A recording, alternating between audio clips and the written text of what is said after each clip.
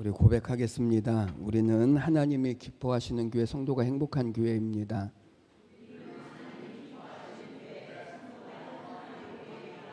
아멘. 앞뒤좌우로 고백하겠습니다. 잘 되고 있습니다.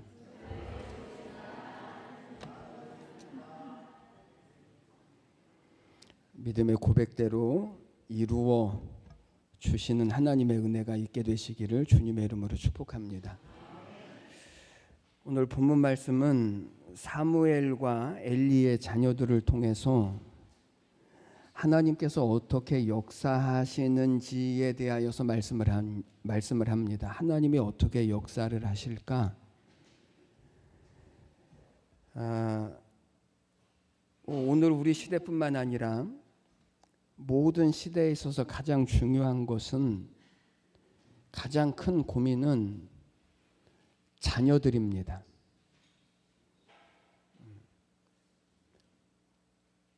믿는 사람이나 믿지 않는 사람이나 이것은 똑같습니다. 오늘 본문 말씀을 보면 엘리 제사장의 가정과 한나의 가정을 번갈아 가면서 소개를 해 주십니다. 18절로부터 21절 말씀까지는 한나와 그의 자녀 사무엘에 대해서, 그리고 22절로부터는 엘리와 그의 자녀들에서, 그리고 3장으로 넘어오면 사무엘에 대해서 또 말씀을 합니다. 그러니까 마치 하나님께서 어떤 의도를 가지시고 지금 이렇게 말씀하시는 것을 기록한 것처럼 보여지는데, 도대체 하나님이 의도하신 것이 무엇일까? 여러분, 하나님이 이스라엘을 택하시고 이스라엘을 인도하시기 위하여서 하나님은 누구를 보내시냐면 모세를 보내십니다. 그리고 여호수아를 보내시고, 그리고 사사들을 보내시고, 그리고 이제는 누구를 보내신다는 거예요? 사무엘을 보내신다는 거예요. 무엇을 말씀드리려고 하냐면, 우리는 우리의 신앙에서 기대하는 하나님의 역사를 우리는 보통 초월적인 것으로 우리는 기대를 합니다. 우리의 삶에 하나님이 인도하시는 것에 대하여서 우리는 영적인 것과 그리고 기적적인 것으로만 우리는 하나님이 인도하신다라고 하는 것을 보려고 합니다. 그래서 예수님 시대 때에도 사람들이 예수님께 뭐라고 말했냐면, 우리에게 표적을 보여주소서, 이렇게 말했습니다. 그런데 하나님은 이 하나님의 역사를 위하여서 누구를 보내주신다고요? 사무엘을 보내주신다고요. 다른 사람과 똑같이 아이로 자라나서 교육을 받으면서, 그리고 이스라엘이라고 하는 이 나라에 하나님이 간섭하시고 하나님의 역사하시는 것을 누구를 통해서 하시겠다는 거예요?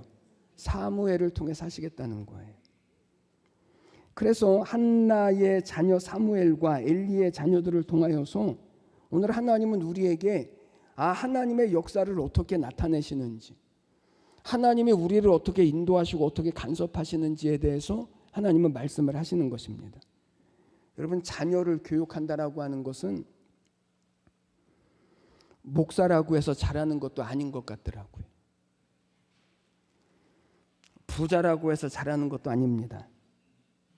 자녀 교육이 얼마나 어려운지 오늘날에는 얌체들이 많아졌습니다. 지들은 부모 고생 다 시키고 자기네들은 자식 낳아서 고생 안 하려고 하는.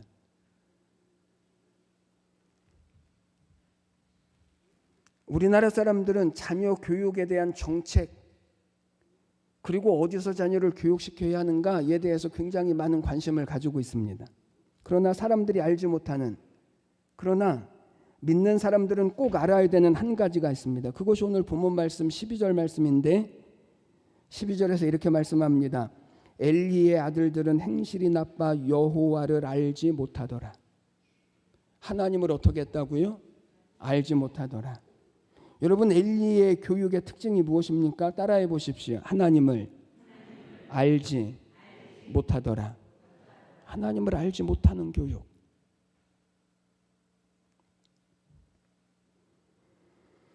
여기 엘리 제사장의 아들들은 아버지도 제사장이고 자기들도 제사장인데, 그러니까 최고의 교육을 받은 사람들인데, 오늘식으로 말하자면 아버지도 목사고 자녀인 자기들도 목사인데 하나님을 알았다고요? 몰랐다고요? 하나님을 몰랐대요. 여기 하나님을 알지 못했다라고 하는 이 말을 우리는 눈여겨보셔야 합니다. 여기 하나님을 알지 못했다라고 하는 말은 하나님에 대한 지식이 없다를 말하는 것은 아닙니다. 또 하나님을 안 믿는 사람이다라고 말하는 것도 아닙니다. 하나님을 알기는 아는데 하나님을 경외하지도 않고 하나님의 말씀대로도 살지 않는 것을 이야기합니다. 이것을 가리켜서 하나님은 그들이 하나님을 알지 못했다라고 말씀을 하셔요. 그런데 엘리 제사장의 아들들처럼 성전에 살았던 또 한 사람이 있습니다. 사무엘입니다. 똑같은 장소에서 똑같은 배움과 똑같은 교육을 가지고 살았음에도 불구하고 엘리의 아들들은 하나님을 알지 못했지만, 그러나 사무엘은 하나님의 역사를 이루는 사람이 되어집니다. 그 비밀이 뭘까요? 오늘 엘리의 아들들과 사무엘을 대조해 보면서 하나님의 섭리에 대한 특별한 믿음의 안목을 저는 오늘 우리가 다시 갖게 되시기를 주님의 이름으로 축복합니다. 먼저는 하나님 중심입니다. 2장의 말씀에서 사무엘에 대해서 말씀하실 때마다 항상 하는 말이 있습니다. 11절 말씀, 엘가나는 라마의 자기 집으로 돌아가고 그 아이는 제사장 엘리 앞에서 여호와를 섬기니라. 여호와를 섬기니라. 18절, 사무엘은 어렸을 때에 세마포의 옷을 입고 여호와 앞에서 섬겼더라.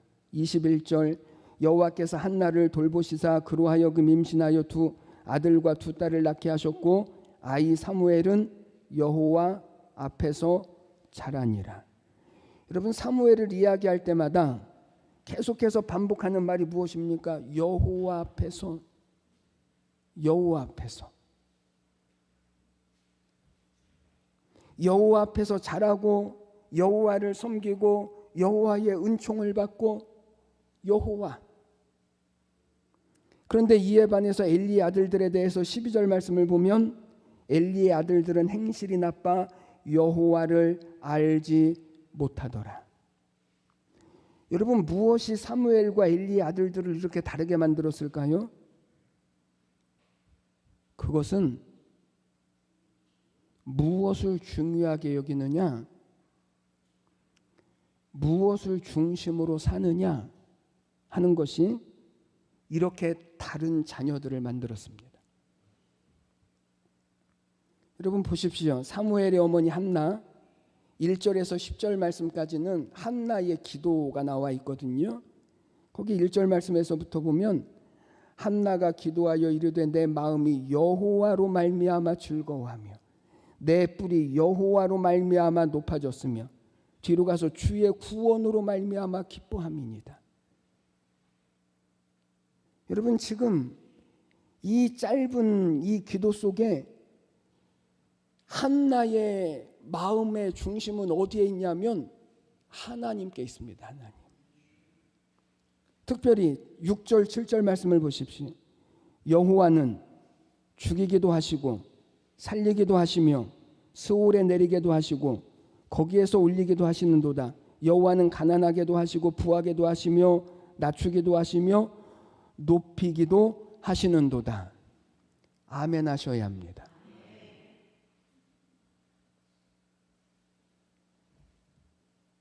여러분, 철저하게 하나님의 주권, 철저하게 하나님 중심, 철저하게 하나님의 섭리, 이 속에서 사는 것입니다. 이렇게 하나님 중심의 사상과 믿음을 가지고 살았더니 하나님은 이 사무엘이라고 하는 자녀를 통하여서 하나님의 인도와 하나님의 역사를 이루어 가시는 것입니다. 하나님 중심. 그러나 제사장인 엘리는 어떻습니까? 제사장임에도 불구하고 하나님 중심으로 사는 것이 아니라 자녀를 중심으로 살죠. 그러니까 자녀들이 말도 안 되는 잘못을 저질러도 그 자녀들에 대해서 단호한 결단을 내리지 못합니다. 29절에서 하나님께서 이것을 이렇게 말씀하시죠. 너희는, 여기 너희가 누구냐면 엘리 제사장과 그 아들들, 너희는 어찌하여 내가 내 초소에서 명령한 내 재물과 예물을 밟으며 내 아들들을 나보다 더 중히 여기느냐. 하나님보다 누구를 더 중히 여긴다고요? 자녀들. 여러분, 자녀가 중요하지 않습니까? 아니요, 자녀는요 부모 자신보다 중요합니다.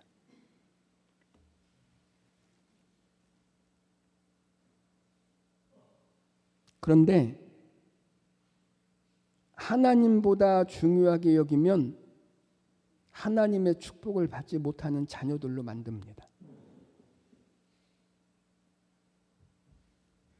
자녀를 하나님보다 중요하게 여기지 말라는 말은 내 중심이 하나님 중심이냐 아니면 세상 중심이냐를 이야기하는 것입니다. 이런 한나의 가정에 주셨던 말씀을 보십시오. 35절. 내가 나를 위하여 충실한 제사장을 일으키리니 그 사람은 내 마음 내 뜻대로 행할 것이라.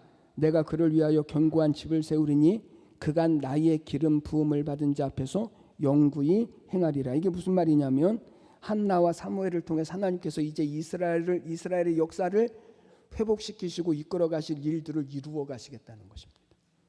여러분, 하나님의 역사는 이렇게 이루어지는 거예요. 여러분, 무엇보다도 하나님 중심으로 서십시오. 우리가 하나님 중심으로 서면, 우리가 하나님을 가장 중요한 분으로 여기면 하나님도 우리를 가장 중요하게 여기십니다. 한나가 이렇게 사무엘을 가르칠 수 있었던 이유는 한나는 하나님이 어떤 분이신 줄을 알았고, 한나가 기도했던 것처럼, 그래서 하나님 중심으로 살았기 때문에 하나님은요 자녀들에게 기꺼이 하나님을 가르칠 수 있었습니다. 자녀들에게 공부 잘하라고 가르치십시오. 최선을 다해서 가르치십시오. 성공하라고 가르치십시오. 그런데 하나님 나라를 위하여 공부도 잘하라고 가르치시고, 하나님 나라를 위하여 부자 되라고도 가르치십시오. 하나님 나라를 위하여. 그것이 우리의 모든 삶에 하나님이 간섭하시고 역사하시고 인도해 가시는 이 하나님의 뜻을 이루어가는 비결인 것입니다. 두 번째는 신앙의 인격입니다. 26절 말씀. 아이 사무엘이 점점 자라매 여호와와 사람들에게 은총을 더욱 받더라. 여러분, 이 말씀 속에 세상 사람들의 교육에 없는 가장 중요한 것이 있는데 그게 뭐냐면 하나님과 사람들 앞에서 은총을 받는 신앙의 인격적인 교육입니다. 하나님께만 사랑받으면 될까요? 아니면 사람들에게만 사랑받으면 될까요? 그렇지 않습니다. 하나님과 사람들에게.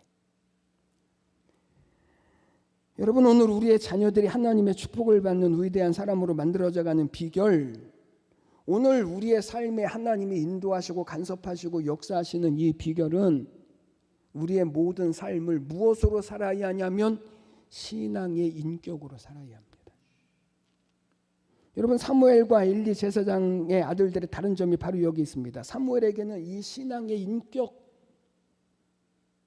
이게 있었던 반면에 엘리의 아들들에게는 이 신앙의 인격이 결여되어졌습니다.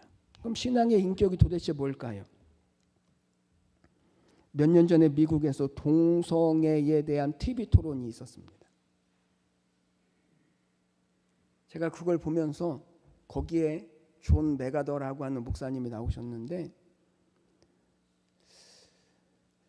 우리나라도 목사님들이 종종 텔레비전에 나오는 프로그램들이 있죠. 근데 우리나라 목사님들은 그렇게 단호하게 말하는 것을 한 번도 못 봤습니다. 여기 동성애를 찬성하는 대표가 누구냐면 시장이 나왔습니다. 이 동성애자들이 말하기를 우리가 동성애자로 사는 것이 하나님 나라에 해를 끼치거나 아니면 교회나 교인들에게 나쁘게 하는 일도 아닌데 왜 반대를 합니까?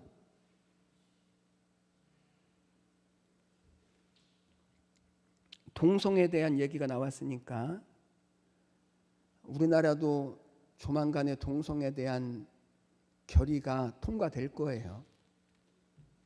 그럼 앞으로 동성애에 대한 설교를 교회에서 다시는 못 들을지도 모릅니다. 세상이 예수를 왜 싫어할까요? 세상이 기독교를 왜 이렇게 싫어할까요? 예수님은 뭐라고 말씀하셨냐면 요한복음 7장 7절에 세상이 나를 미워하나니 이는 내가 세상의 일들을 악하다고 증언함이니라. 세상이 예수님을 왜 싫어한다고요? 세상에 대하여 악하다라고 주님이 말하니까 세상이 예수님을 싫어한다는 거예요. 여러분, 이게 세상이 예수님을 싫어하고 교회를 싫어하는 이유입니다. 우리가 뭘 그렇게 잘못해서 싫어하나요? 악하다라고 말하니까. 오늘날에는 악한 것을 악하다라고 말하면 돼야 안 돼요? 오늘날에는 그렇게 말할 수 없어요. 인권이라고 하는 미명 때문에 용납해야 하고 허용해야 하고 존중하라고만 말하지, 죄를 죄라고 말하는 게 죄가 되어져 버렸어요.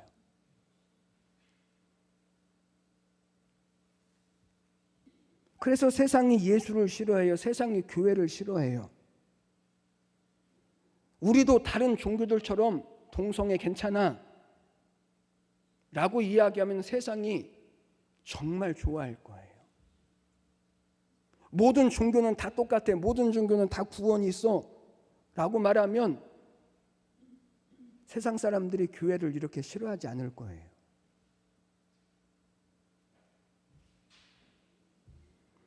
왜 우리는 교회에 해를 끼치지도 않는데 왜 우리를 미워하냐?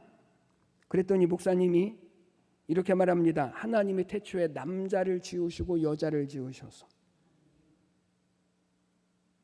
하나님이 남자와 여자를 창조하셨던 것처럼 하나님은 우상 숭배하는 자들과 동성애자들을 천국에 들어갈 수 없다라고 성경이 말씀을 하고 있다.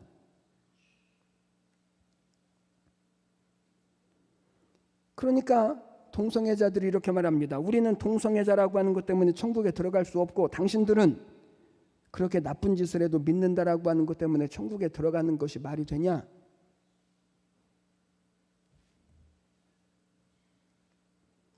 여러분, 이 사람들이 왜 이렇게 말할까요? 두 가지입니다. 하나는 오직 예수 그리스도를 믿음으로 구원을 얻는다라고 하는 사실을 모르는 것입니다. 우리가 착해야 구원을 얻는 것 아니고 우리가 선해야 구원을 얻는 것이 아니라 오직 예수 그리스도를 믿음으로 말미암아 구원을 얻는다라고 하는 사실을 모르기 때문에 그렇습니다. 이건 착하고 나쁘고의 문제가 아닙니다. 두 번째, 신앙 인격이 안 된 믿는 사람들이 너무나 많기 때문에 그렇습니다. 그러니까 세상 사람들이 너희는 그렇게 나쁜 짓을 하면서 믿는다라고 하는 것 때문에 천국에 갈 수 있냐라고 말하는 것입니다.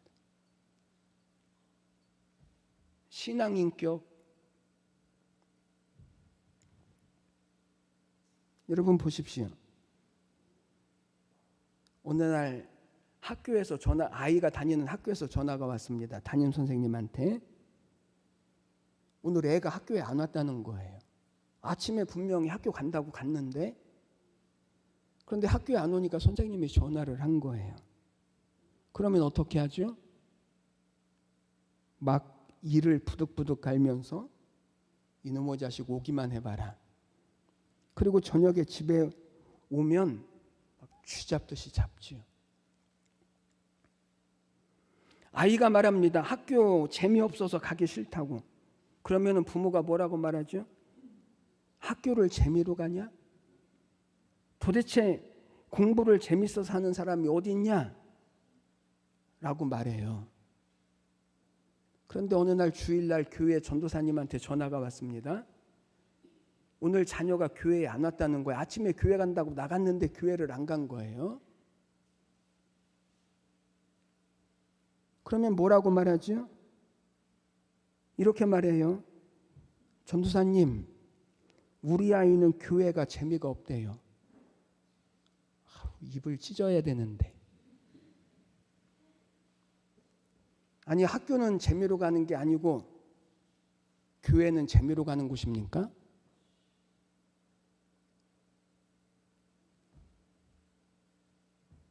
세상의 인격은 있는데 신앙의 인격. 엘리의 아들들에 대한 말씀을 보십시오. 12절로부터 17절인데 거기 보면 하나님께 제사를 드릴 때 하나님의 말씀대로 하나님이 명령하신 하나님의 방식대로 제사를 드려야 하는데 그런데 그렇지 않는 것입니다. 여러분, 하나님이 역사하시는 데 있어서 이게 왜 중요한가? 성경이 우리에게 말씀을 하냐면 하나님을 예배하는 일에 있어서도 하나님의 말씀과 하나님의 방식대로 순종하지 못하면 세상에 나가서는 볼 것 없다 해요. 그렇지 않습니까? 하나님을 예배하는 자리에서조차도 하나님의 말씀대로 순종하지 않는데 세상에 나가서 어떻게 하나님의 말씀대로 살겠어요?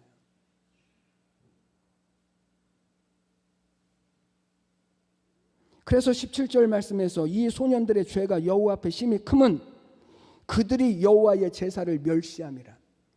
그들이 도적질한 것을 하나님의 죄라고 말씀하시는 게 아니고 성전에 수종드는 여인들과 동침한 것을 죄라고 말씀하시는 것이 아니라 하나님의 예배를 멸시하는 것을 하나님은 큰 죄로 말씀하셔요. 이것 틀리면 세상에 나가서는 볼 것 없다 해요.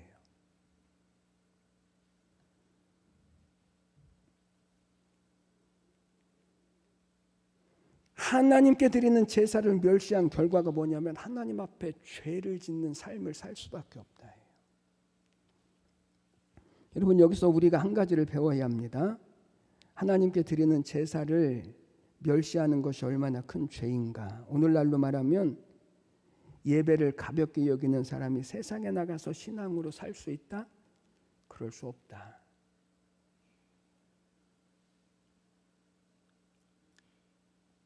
자녀들도 품 안에 있을 때 자녀입니다. 자녀들이 초등학교 고학년만 돼도요, 부모의 말을 안 들어요. 그렇다고 일일이 자녀들 따라다니면서 가르쳐 줄 수도 없습니다. 그러나 우리 자녀들이 세상 어디에 있든지 하나님과 사람들에게 은총을 받는 자녀, 그리고 하나님의 인도하심을 받는 자녀, 하나님의 역사를 이루는 자녀 되게 할 수 있는 길은 있습니다. 신앙의 인격으로 우리가 살고 자녀들에게 신앙의 인격을 가르치면 됩니다. 어느 교회에 하나님을 잘 섬기면서 복을 받으며 사는 집사님이 있었습니다. 사람들이 묻습니다. 집사님은 어떻게 그렇게 좋은 신앙을 가지고 살아요? 아니, 어떻게 그렇게 하나님의 복을 받으면서 살 수 있어요? 그랬더니 서슴지 않고 이 사람들이 말합니다. 우리 부모님에게서 하나님을 섬기고 믿는 법을 배웠습니다. 그러면 한 가지 이야기를 해주었습니다. 어려서 가난한 집에서 태어나서 부모님과 한 방에서 다 자녀들하고 부모하고 같이 자는데 어느 날 겨울 새벽에 부모님이 새벽 예배를 가기 위하여서 일어나는 바람에 이 자녀가 잠에서 깼습니다. 그리고 잠깐 부모님이 가시고 잠깐 잠이 들었는데 금세 부모님이 또 오시는 바람에 또 잠에서 깼습니다. 그런데 부모님이 오셔서 옷을 갈아입고 또 나가시는 것입니다. 그래서 알고 봤더니 교회에 가다가 개울에 빠져서 옷이 다 젖으니까 교회 가던 길을 다시 돌이켜서 집으로 와서 옷을 갈아입고 또다시 교회를 가는 것입니다.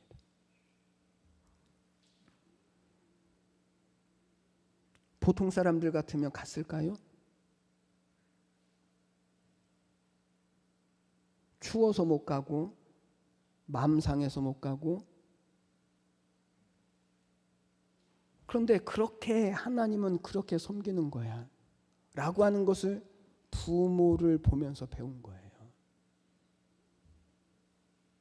가르치는 것은요, 말로 하는 게 아닙니다. 사는 거죠. 사는 거. 자꾸만 말만 하니까 잔소리만 되는 거예요. 말만 하니까. 애들이 말을 안 해서 그런 거예요.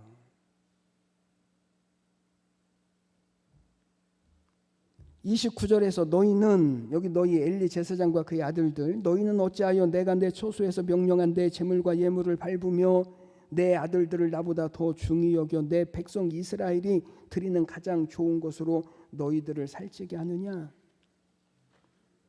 그러니까 엘리의 아들들이 제물로 드린 것을 강탈하고 도적질하고 성전을 수종도는 여인들과 동침을 하고 이런 일들이 자녀들만의 문제가 아니라 그 자녀들은 그 아버지 밑에서 하나님을 이렇게밖에 섬기는 것을 못 배웠다는 거예요.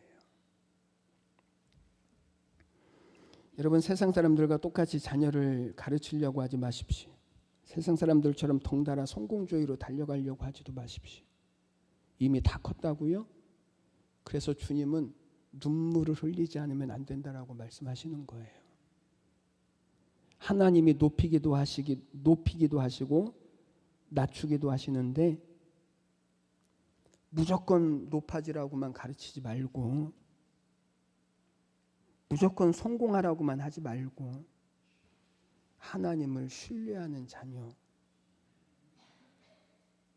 하나님을 섬길 줄 아는 자녀, 이것이 사무엘이 어둡던 시대에 하나님이 사무엘을 통해서 이스라엘을 다시 세워가시고 회복하시리 하나님의 역사를 이루어 가시는 줄을 오늘 우리에게 보여주시는 것입니다. 하나님이 나를 찾아오신 것은 하나님이 나를 통하여 세상에 간섭하시고 다스리시기 위함이라고 하는 사실을 여러분 아셔야 합니다. 나를 통해서입니다. 나를 통해서. 그러니 기도하십시오. 병을 고쳐달라고도 기도하십시오. 우리 자녀들이 실력은 딸리지만 좋은 학교 붙여달라고도 기도하십시오. 부자가 되게 해달라도 기도하십시오. 초월적인 역사를 위해서도 기도하십시오. 하나님은 그런 기도도 응답하십니다. 그러나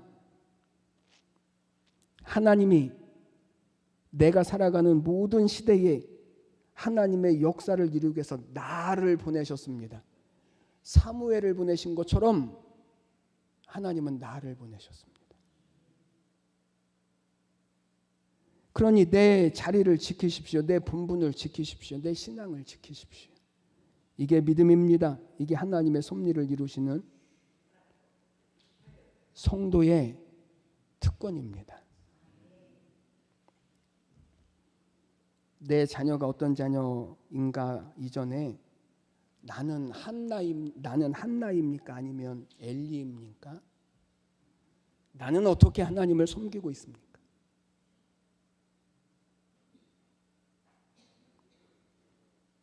하나님은 지금도 우리를 보내셔서 우리를 통해서 하나님이 하나님의 일들을 이루어 가시기를 원하십니다.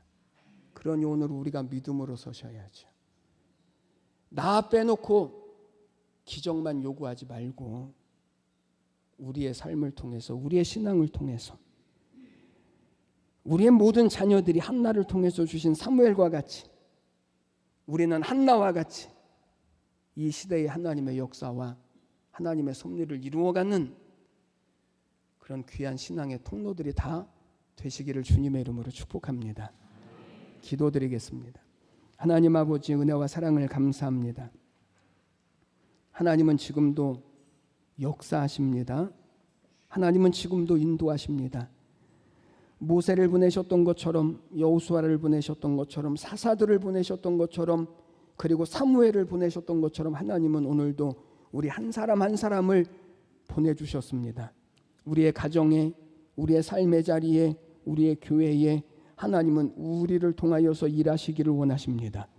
하나님, 오늘 하나님이 일하시고 하나님이 역사하시고 하나님이 인도하시는 하나님 우리가 되게 하여 주시옵시고 우리에게 주어진 모든 삶의 자리마다 믿음으로 거룩하게 서는 귀한 축복과 은혜들 있게 하여 주시옵소서. 감사드리며 예수님의 이름으로 기도드리옵나이다. 아멘.